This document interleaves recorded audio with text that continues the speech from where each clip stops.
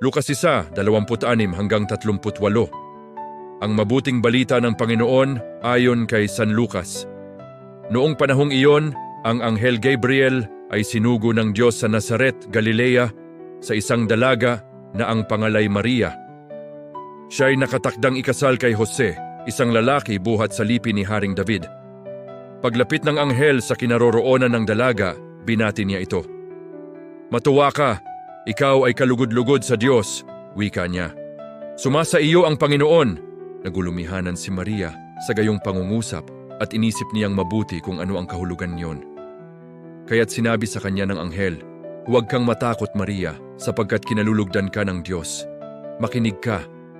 Ikaw ay maglilihi at manganganak ng isang lalaki. At siya'y tatawagin mong Jesus. Magiging dakila siya at tatawaging anak ng kataas-taasan. Ibibigay sa kanya ng Panginoong Diyos ang trono ng kanyang amang si David. Maghahari siya sa angkan ni Jacob magpakailanman at ang kanyang paghahari ay walang hanggan." "Paanong mangyayari ito gayong ako'y dalaga?" tanong ni Maria.